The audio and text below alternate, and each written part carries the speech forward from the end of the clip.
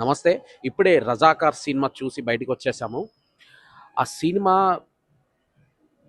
ప్రాణం కంటే మానం ముఖ్యం అంటూ సాగిన ఈ సినిమా చూస్తున్న ప్రతి క్షణం గూడా మనకే తెలియకుండా ఒళ్ళంతా గూడా రోమాలు నిక్కబొడిచి, రక్తమంతా మరిగి రోమాలు నిక్కబొడిచి, కళ్ళలో నుంచి ఆ మరిగిన రక్తం వల్ల వచ్చిన వేడి నీటి ద్వారా బయటకొచ్చేసింది. అంత అద్భుతంగా ఉంది సినిమా. చరిత్రని కళ్ళగట్టినట్టు చూపించేశారు. ఆహ్, ఒక రకమైన ప్రపంచంలోకి వెళ్ళిపోయాం. కళ్ళ ముందు రజాకార్ ప్రపంచం, రజాకార్ ఆకృత్యాలు, నిజాంల నిరంకుశత్వ పాలన అనేది ఏ విధంగా ఉంటుండే అనేది కళ్ళగట్టినట్టు చూపించేశారు ఈ రజాకార్ సినిమాలో. కానీ గొప్ప ధైర్యమే చేశారు ఎవరైతే ప్రొడ్యూసర్, రైటర్, డైరెక్టర్ ఎవరైతే ఉంటారో గొప్ప ధైర్యమే చేసి ఈ చరిత్రను మనకు చూపించారు. వారికి ధన్యవాదాలు చెప్పుకోవాల్సిందే. ఈ సినిమాలో మత కోణం ఉండదు అని చెప్పేసి చెప్పిన వారు కొందరు ఉండొచ్చు, కానీ 100% మత కోణం రజాకార్ల సమయంలో ఉంది కాబట్టి ఈ సినిమాలో చూపించారు.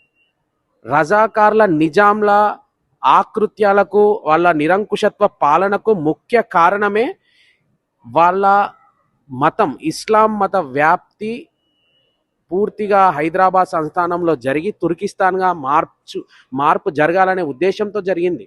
హిందువులపై అరాచకాలు, మత మార్పిళ్ళు, సంస్కృతి సాంప్రదాయాలపై, భాషపై జరిగినటువంటి దాడిని, వాళ్ళు చేసినటువంటి ఆకృత్యాలని కళ్ళకు కట్టినట్టు ఈ సినిమాలో చూపించేశారు. గతంలో మా అమ్మమ్మ కావచ్చు, నానమ్మ కావచ్చు, నిజాం పాలనలు వాళ్ళు చూసిన సమయంలో వాళ్ళు జరిగినటువంటి కొన్ని అంశాలని మాకు చెప్పారు. సో అవి ఇందులో చూపించేశారు. బతుకమ్మ సాక్షిగా మన హిందూ మహిళల బట్టలు ఊడదీసి బతుకమ్మలాడించినటువంటి రాక్షస రజాకార్ల పాలనని ఇందులో చూపించేశారు.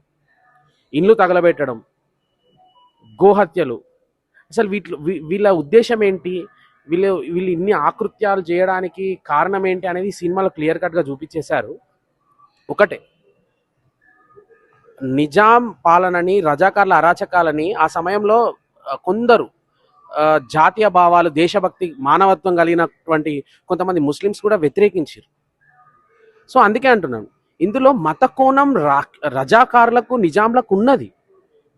ఈ హైదరాబాద్ సంస్థానాన్ని, ఈ తెలంగాణని తుర్కిస్తాన్గా ఒక మార్చి, ఇస్లాం మతానికి చెందినటువంటి రాజ్యంగా మార్చి తుర్కిస్తాన్గా మార్చాలనుకునేది వాళ్ళ ప్లాన్.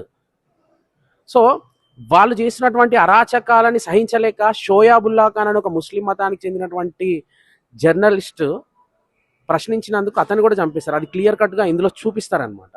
సో జాతీయత, దేశభక్తి ఉన్న ప్రతి ఒక్క ముస్లిం, హిందూ, ప్రతి ఒక్కరు కూడా ఈ సినిమాని సపోర్ట్ చేస్తారు.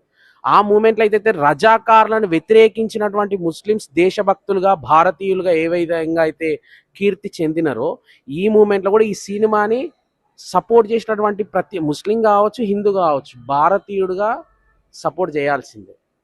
గొప్ప సినిమా ఇది, ప్రతి ఒక్కరు చూడాల్సిన సినిమా, అందరూ ఆదరించాల్సిన సినిమా. శ్రీరాములయ్య లేకుంటే ఒసే రాములమ్మ లాంటి సినిమాలు చూసినప్పుడు ప్రజల మనసులు ఏ విధంగా అయితే గెలుచుకున్నారో దానికి 100 రెట్లు ఈ సినిమా అందరి మనసులు గెలుచుకునే విధంగా తీయడం జరిగింది. డైరెక్టర్ కావచ్చు, ప్రొడ్యూసర్ కావచ్చు, రచయిత కావచ్చు. స్క్రీన్ ప్లే కూడా, బ్యాక్గ్రౌండ్ మ్యూజిక్ కూడా అద్భుతంగా ఉంది. ప్రతి ఒక్కరు కూడా, తెలంగాణ గడ్డపై పుట్టిన ప్రతి ఒక్కరు కూడా ఈ సినిమా చూడాల్సిన అవసరం ఉన్నది. ఇన్ని రోజులు చరిత్రని కప్పేసినారు, మన పుస్తకాల్లో కూడా లేకుండా చేసినారు. ఈ చరిత్ర ఇన్నాళ్లకు బయటపడింది. అంటే తెలిసి ఉండొచ్చు, మన తాతలు, ముత్తాతలు, అమ్మమ్మలు, నానమ్మలు కొద్దిగా చెప్పుండొచ్చు, కానీ కళ్ళకు కట్టినట్టుగా మన ముందు ఉంచినారు ఈ సినిమా ద్వారా.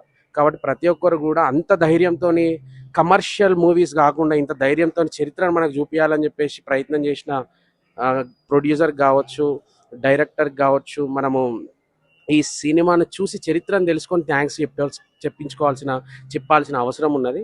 కాబట్టి రజాకార్ సినిమాని మనం మద్దతు పలుకుదాం. ప్రతి ఒక్కరు కూడా ఈ సినిమాని చూడాల్సిందిగా కోరుచు. భారత్ మాతాకి జై, జై తెలంగాణ.